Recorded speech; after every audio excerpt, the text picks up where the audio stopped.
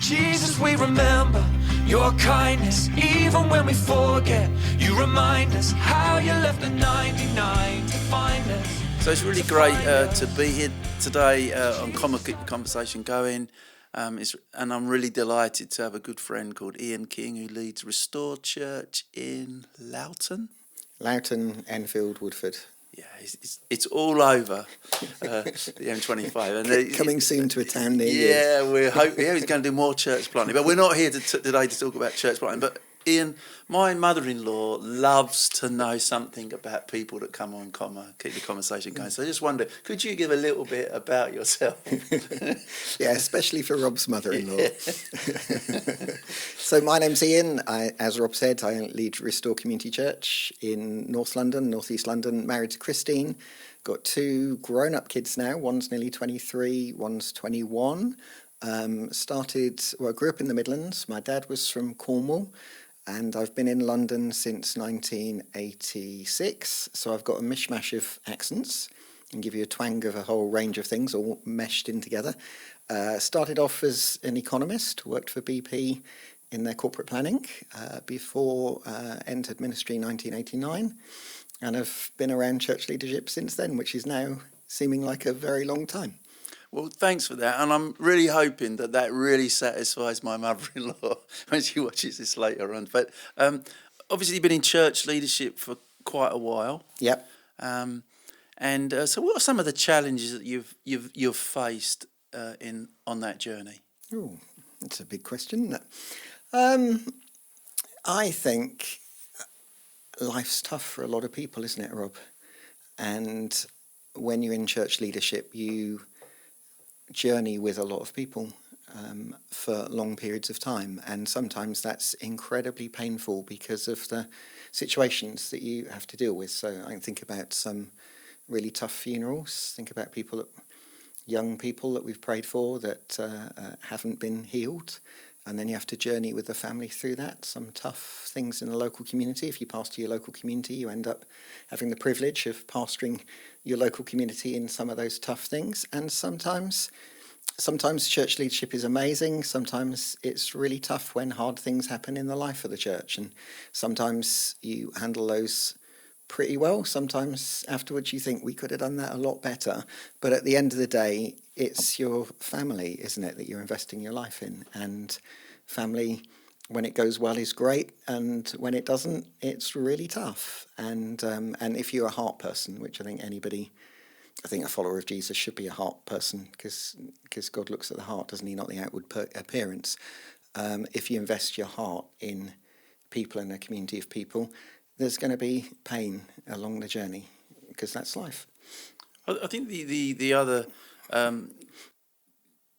thing that I've noticed in my journey on leadership is there's also a cost personally, isn't there, for you and for your family.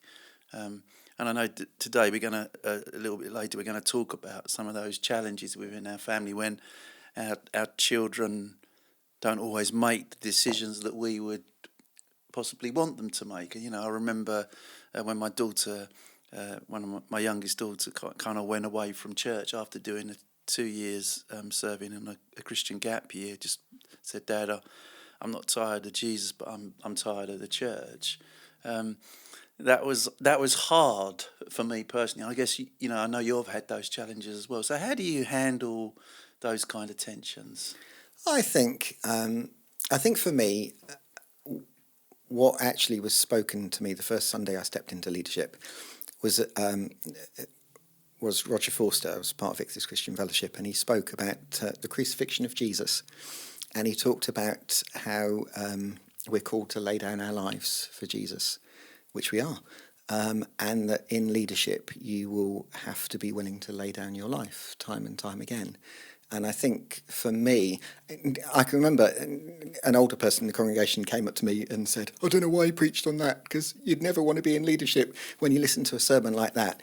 But actually, I found it really helpful. And I think the reality is we are called to take up our cross and follow Jesus. And when I stepped into Christian ministry, because I ended up coming into full-time ministry because had a number of words and experiences where people felt like there was an obvious call on my life, as opposed to I want to be a leader. I ended up kind of reluctantly leading a church, really.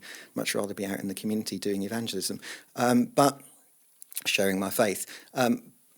But I think I always knew that following Jesus was a call to surrender. And so when that happens in leadership, well, what do we expect? You know, Jesus didn't say, follow me and become a leader in the church and everything will be hunky-dory.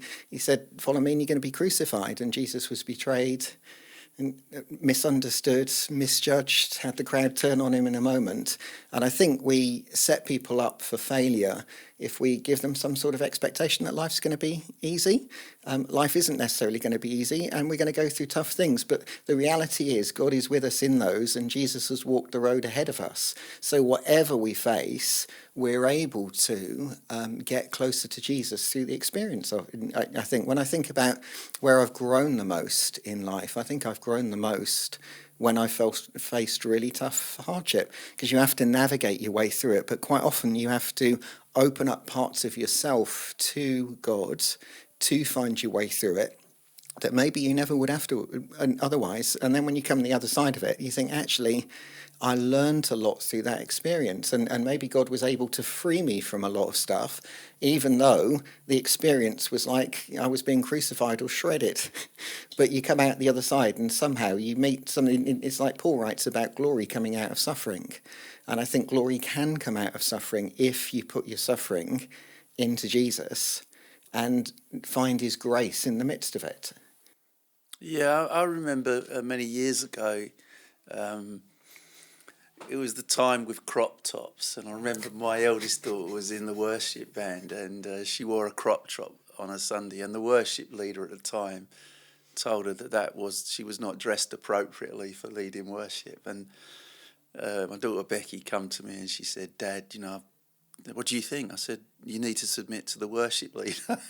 But on the inside, I was thinking, that's not probably what I would have done. But you want to be supportive, don't you, of those around you? But our families sometimes pay a price, don't they, when we're in frontline leadership, and they're not really asked to be put in the shop window like they are. Yeah. So, I think they pay a price on a number of levels, don't they? Because spiritually, when you step forward, quite often you walk into the intensity of the battle, and we can make the choice to do that, but our family can pay the cost of that.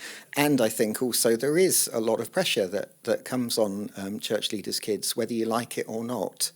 And I think knowing how to protect them from that and how to journey them through that well is a challenge. It's a balancing act, isn't it? And I guess all aspects of parenting are like it, but you do the best you can at the time, don't you? And afterwards you look back and think, well, maybe we could have done that a bit better. But at the end of the day, it is what it is. And we tried as much as we can. We've tried to keep our kids out of the spotlight. We haven't, on the whole, told stories about our kids or made jokes at their expense, certainly not without their approval and being on the inside of it.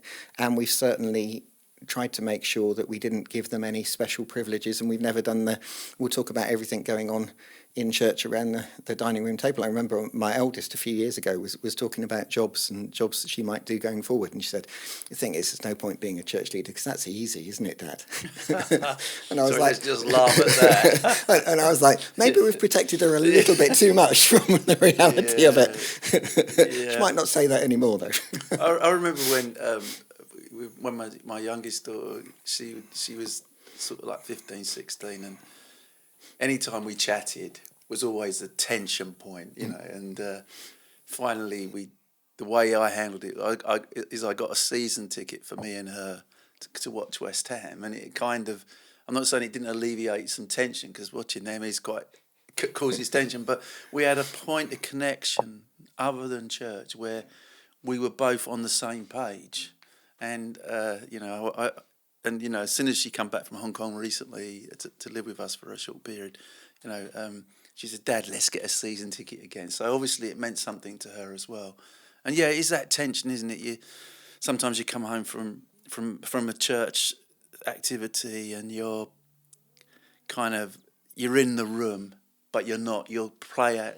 And my daughters would say to me, "Dad, you're here in body, but you're not here in any other way. What's gone on at church? Because it's difficult. And I thought, did my face show that? So our families do pay a price They do. that they've not actually signed up to. No, that's right. They're born into it. They are, and that, you know, that. So at one of our recent tensions that we had as a family was, both my daughters decided that they think if they was in America they would have voted for Donald Trump, and for me that was like, you know, kind of like a little reaction, and you know, but it was good that we was able to have a dialogue, and they said a lot of stuff that, you know, actually made me think about, you know, we make choices in life, don't we, that are not always easy, and as your kids get older, they become more, well, totally independent from you and lead their own lives. And you know, I'm feeling really good about my parenting because both our kids were adamant. Under no circumstances would they support Donald Trump. So clearly, we've done a great job. You've done a much better job than I have. But, you know, allowing your children to develop and grow, and also having the freedom to make choices that we don't necessarily agree with is hard, isn't it? Because in the church context, you get people coming at you saying, well, you know, your kids, like, you know, it says in Scripture, you know, your house needs to be all, and you're thinking, well, I don't think because my children are free to make choices that I'm actually a bad father. No, well, it depends what it means to have your house in order. I mean, one of the things I've always thought is I think at the end of the day, it's me and Jesus first, and then it's me and Jesus lived out in my family, and then it's me and Jesus lived out in the church family, in the wider church family. And it's kind of like concentric circles. And so at the end of the day, me and Jesus need to be in a good place. That needs to be lived out and modelled and demonstrated within my marriage, within my parenting, within my home. And then it needs to be then lived out to the next circle, which is the church community. And I think sometimes people get it wrong when they end up that the church is pulling against their family, and it's like I can either invest in church or my family. And I think, and I know that sometimes the family has to pay a price because of the church, and sometimes it can feel like you can't give your all everywhere. But ideally, you live it out with Jesus first. You apply that into your home, and then you apply it out into your church family. And I think about living, your house being in order it's about living a Jesus way within the complexities sometimes that can happen in marriages and that can happen in families. It can't be that our family has to be perfect to be a leader, because nobody's family is perfect. You know, we know there's Instagram, Facebook people that seem to have the perfect families, but it's never quite the same as that. And so it has to be about, are you responding in a Jesus-like way to whatever you're facing in your family? And I think once you get hold of that, then it's easier, because if you end up feeling like everybody's going to judge me, you know, the fear of man is a snare as well, and it's fear of the Lord. So at the end of the day, we have to live right before God and trust then that people will see that, even if at some points it feels like they're not seeing it the way it ought to be. Yeah, we had someone come to me in New Life Church many years ago, and they said, I've just spoken to a couple in the church, and they said they never argue in their marriage. And they said, clearly they were in a marriage where there was some arguments, and they said, Rob, you and Lizzie, do you argue? I said, yes, regularly, probably most days. It's because to paint a picture of this perfect Christian family is just, my experience is that is not the experience of the Purnell household. There are areas that you just think, wow, if people were to see the inside of this. Well, and many people would say that to not argue is unhealthy, because you're probably not expressing some things that are going on. It's like a leadership team. You can have a leadership team that feels on one level peaceful because everyone's agreeing, but that may actually be that nobody feels safe to air what they really think, and under the table everybody's thinking a whole load of different things. And it's developing a culture that is able to be honest and open with one another and deal with that, and deal with, including, like you said, disagreements. What do you do when your kids don't do what you would do? How do you handle that? How do you approach it? That's all the stuff really that's the messy bit of life. But that is the reality of life. And actually in our discipleship, we need to equip people to navigate that well, and we need to model how to navigate it well. You're so right, because I remember, this is going back a while, with one of my daughters. She'll know. We had a strong conversation about something, and so she got quite emotional, and I was just about to say, I'm really disappointed in you. And she pointed at me, she said, don't you say that you're disappointed in me. And I went, oh, I wasn't going to say that at all. But on the inside, it was just going to come out. And I realised that no matter the choices that my children make, the last thing they know is that I'm a disappointed dad in them. I might be disappointed in their decisions, but I cherish and value them, and I don't want them to feel that because they don't do what I want, my love is kind of withheld. Yeah, conditional. It is, yes. Because if we're going to be a representation of Father God for us, love is unconditional. And so, guys, so that's some of the challenges for us who are in positions of influence in the church. One of the challenges is, how do you navigate so that people don't see you as this perfect family who do nothing wrong or right? Although we're called to leadership, we're leading, whether it's in the workplace or in the church, we have to demonstrate also that it's not a perfect world scenario, because a lot of people look at leaders and think, wow, there's nothing wrong with their lives, and yet their lives are so messy. So I advocate being honest, and I think sometimes in leaders' meetings or whatever you go to, it's sometimes good to say to some people, could you pray for me? Yep. I'm battling some things. Yeah. Well, we're people, and people are people. We're all on a journey towards wholeness, and we've all got our areas where we're still messed up and needing a bit more of Jesus. Yeah. So if you're praying for anybody today, just pray for me and Ian. We need your help. But we're just going to take a short break now. And in the second part, we're just going to explore a little bit more about some of the tensions within families when decisions are made. Okay?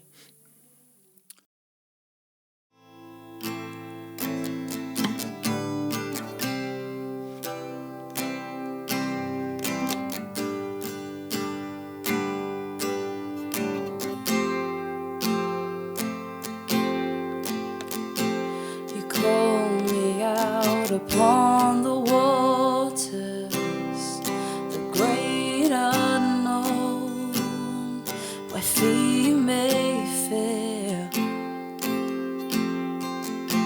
and there I'll find you in the mystery, an ocean steep, my faith will stand.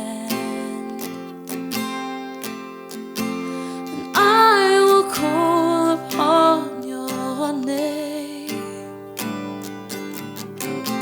and keep my eyes above the waves. When oceans rise, my soul rests in your embrace, for I am yours. You are mine.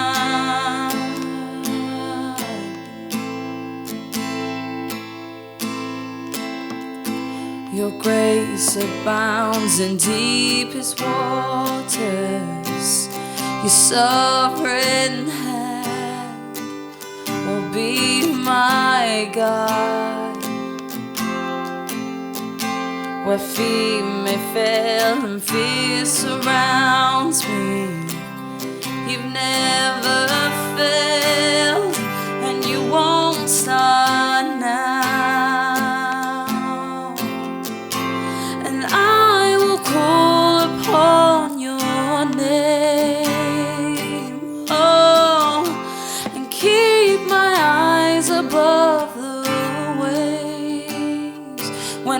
emotions rise, my soul will rest in your embrace, for I am yours, you are mine.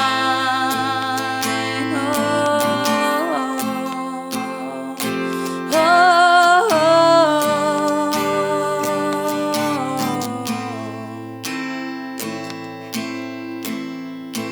Spirit, lead me where my trust is without borders. Let me walk upon the waters wherever you would call me. Take me deeper than my feet could ever wander, and my faith would be made stronger in the presence of my Savior.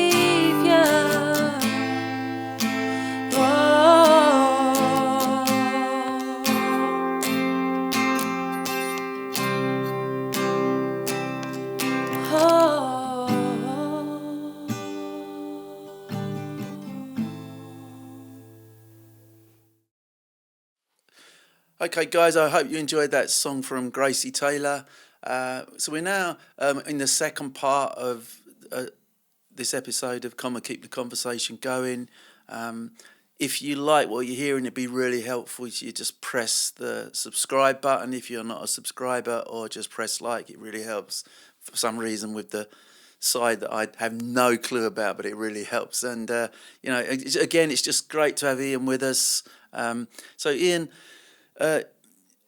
over the last few years, you've had some challenging situations, haven't you? And one of those was on a sort of the journey with your son. So I just wondered if you wanted to unpack that a little bit more. Sure, yeah. And just to say, and I said earlier that we don't necessarily talk about a lot about our family publicly. Actually, our son, our youngest, has asked that I would speak publicly about this because he feels like it's an issue that hasn't been handled well by the church, and it will only be handled well by the church if people who face some of the challenges and situations actually open up about it. And the rest of my family is all very happy for me to talk about this publicly as well. So just to say that, so I'm not betraying any confidences or anything. It's something we've agreed to go public on.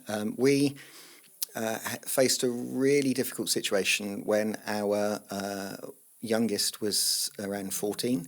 So our youngest was defining then as a girl, Abigail Ruth, and was suddenly started struggling going to school, going to secondary school, and struggled with a lot of anxiety around going to school, and out of that was then deeply depressed, and then was self-harming, and ended up dropping out of school, which was very challenging to manage anyway, because as a parent you're dealing with the symptoms but you don't really know what's going on behind the scenes. I think we understand a lot more now.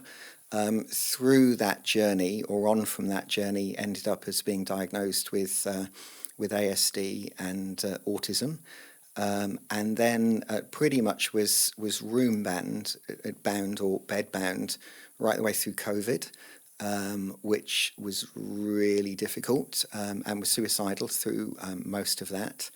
And then, as time's gone on, has struggled over sexuality and gender. And so initially started to define as non-binary, and now has changed gender over and is now a trans man, and so is defining as Matthew Elijah is at music college in Clapham, which actually is a big step forward from where he was at a few years ago. So we've had to navigate the whole process of what has been a really difficult mental health turning into physical whole life journey that our youngest has been deeply troubled through. And for us as a family, we've had to work out, how do you navigate this, and how do you unconditionally love a child when they're going through all this turmoil and potentially making decisions that certainly aren't what you hoped and dreamt and prayed for, or necessarily what you would think is the best decision, but you don't get to make those decisions. You just have to love, best you can and we've chosen, and try and preserve the relationship so that we can keep speaking into and expressing love. Yeah, because these kind of situations don't just turn up. No. There's a journey, isn't there? There's always a journey. And in any other kind of walk of life that you're in, it can probably remain in quite a small sort of circle. But when you're in senior leadership, of course, it becomes a little bit more sort of apparent. So obviously, I guess, how did you communicate to people around you that there were challenges, whilst trying to protect your family member, trying to keep loving them, and demonstrating that, and being loyal to them, and allowing them to navigate what is a journey that probably wasn't your first choice for them? We did a combination of things, Rob. To begin with, we just shared the situation with a small group of people, a small group of trusted friends, plus our elders, so our leadership team, and some of our trustees, who are my employees, because that gives us transparency in our position, and to some extent it gives us accountability, but also some protection, and it gave us some support as well, because in the early days our primary role was to protect our youngest and to protect the family, so we didn't feel like it would be appropriate to open that to everyone, and I don't think it often is.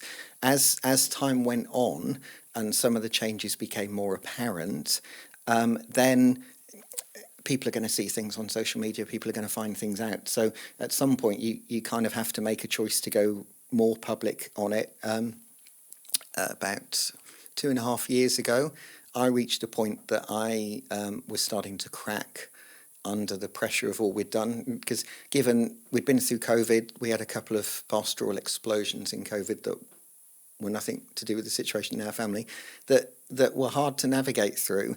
Then we had the family stuff on top of it, and I reached a point that I knew I was starting to crack, and so I rang our chair of trustees and asked for some time out, and I got granted 3 months off, to give myself space, which actually meant I could set our youngest up to move out and to have a go at making uni work, which seemed like an impossible thing, but actually it needed a lot of work on our part to put in the right support structure for that to have the possibility of working, and actually it has worked, so it was a really good investment of time. Very grateful that we got the time.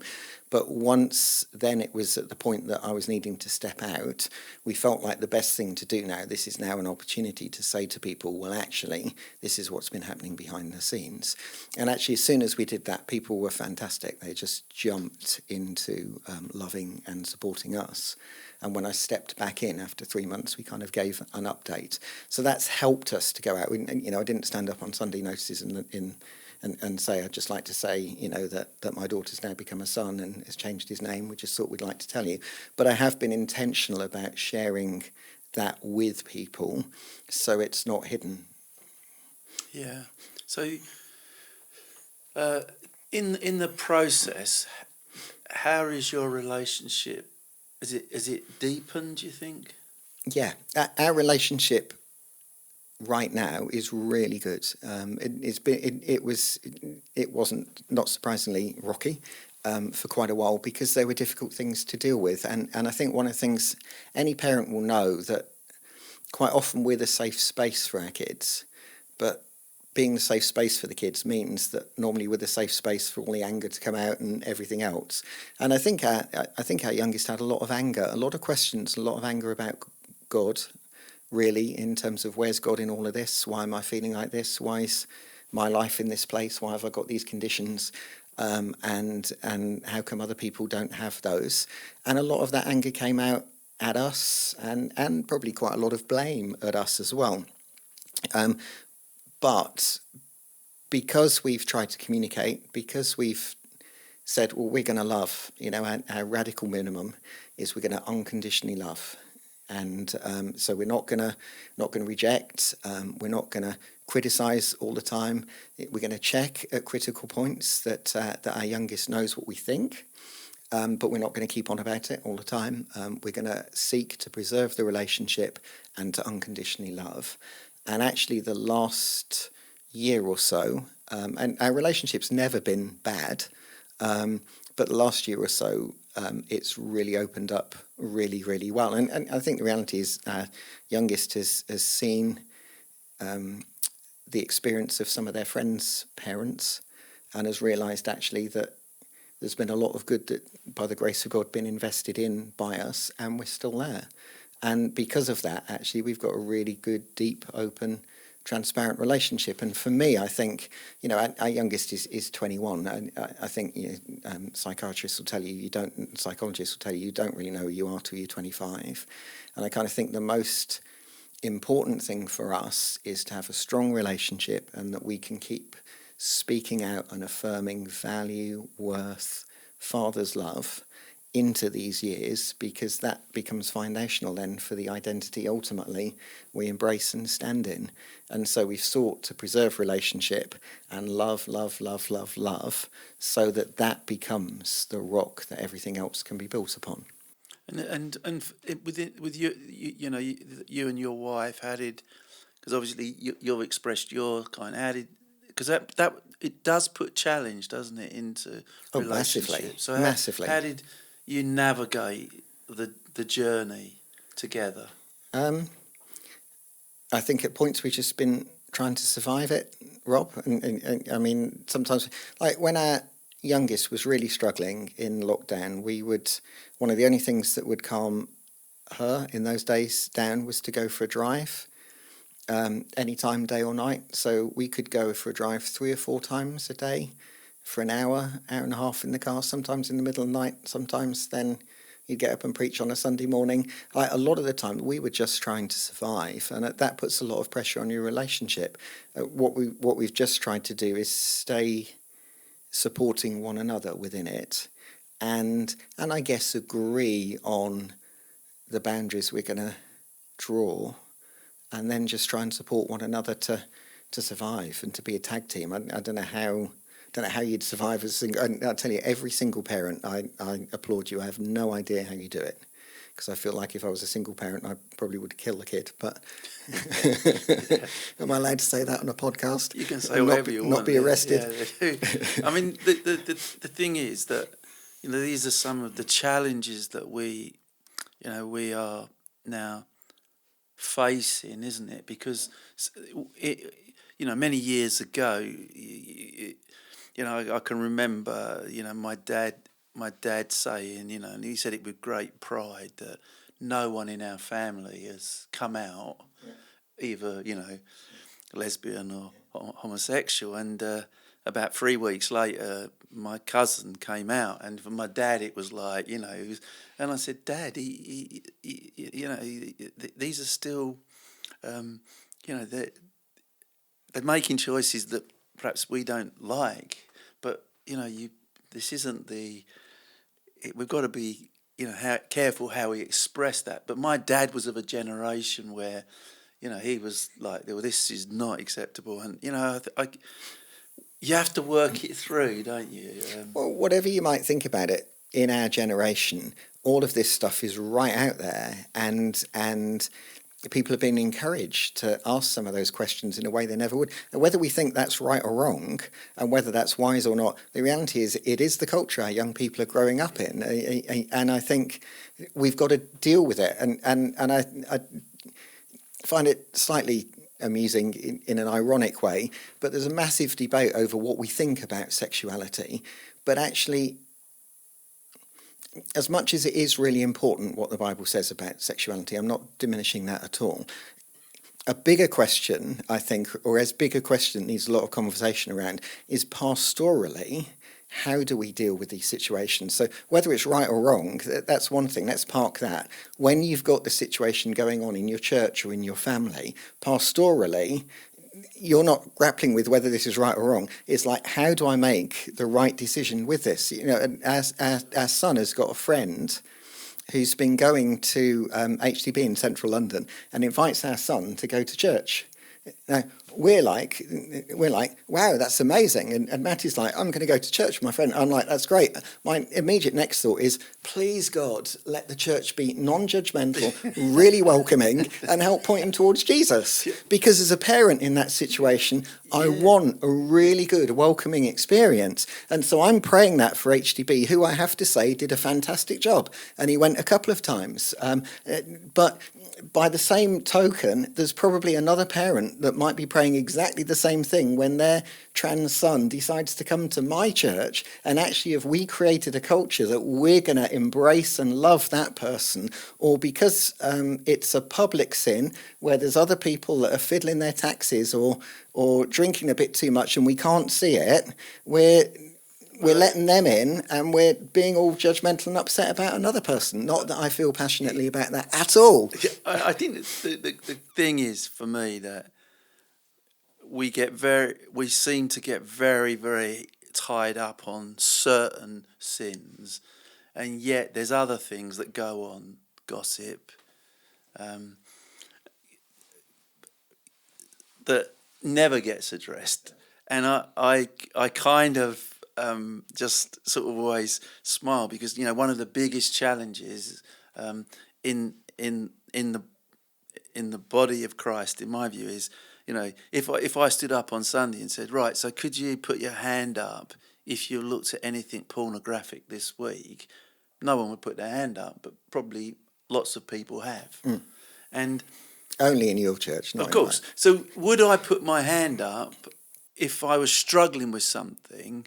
Because the next thing is, everyone then sees you as, well, you can't do anything in the church. And so we become places of secret rather than walking in the light with each other. Now, I'm not saying you stand at the front and declare put all your dirty washing out there, but if we want to walk in the light with each other, we have to find a way of being able to talk about these really challenging issues. And for you, it's a family thing. You're leading a church.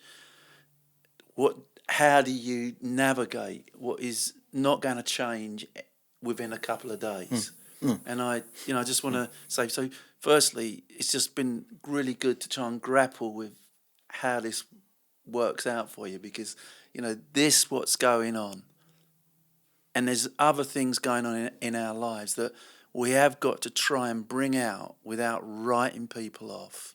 The father in Luke 15 run to the son as soon as he saw him, and there's something in that story that is really powerful, isn't it? I think, Rob, I'd say two things. I know we're probably heading towards the end of our time, but we have a banner that we put outside church that we've always put outside, so it's not just that we've done out of our own experience, but it says we welcome everyone. And we do. We welcome everyone because God created everyone and loves everyone, and we have a commitment, therefore, that we need to love and embrace everyone. Jesus said he's the way, the truth, and the life. And I think sometimes we say he's the truth before we say he's the way and he's the life. And I think once we show the Jesus way, that then leads people to the Jesus truth, which then leads people to Jesus life. But our key thing is to point everyone to Jesus first. So we put a banner outside that says we welcome everyone, and we genuinely, so in all the right ways, we're inclusive church because we welcome everyone. That doesn't mean we want them to stay where they are, but it means we welcome everyone because we unconditionally love them. And I think the other thing that I've become so aware of right the way through my years of pastoring, everyone has a story, and people are not categories and they're not labels. They're humans with a story. And actually, if my story was their story, I may be in exactly the same point as they are. And I think we're quick to label and categorize, and I think it's a mistake. Because we then end up putting restrictions and barriers to people. And I think we need to love people enough to spend the time to get to know their story, and then we can help them to navigate to the story that Jesus wants to bring out of their life. But to begin with, you have to spend the time to see the person and hear the story before then you start to maybe point the way in Jesus forward. But I think quite often we don't take the time to see the person, hear the story before we give the advice, and it's a mistake. Yeah, because I remember hearing a story that there was this church that did a ladies group, and a person came to the group who was clearly a man dressed as a woman, and for a year that ladies group didn't say anything. They just allowed this person to come, sit there, listen to Bible studies, prayers, and whatever. I've never been to a ladies group, but I guess sing some songs. And then after a year, he turned up dressed as a man, and he said, "I just want to let you know that I was a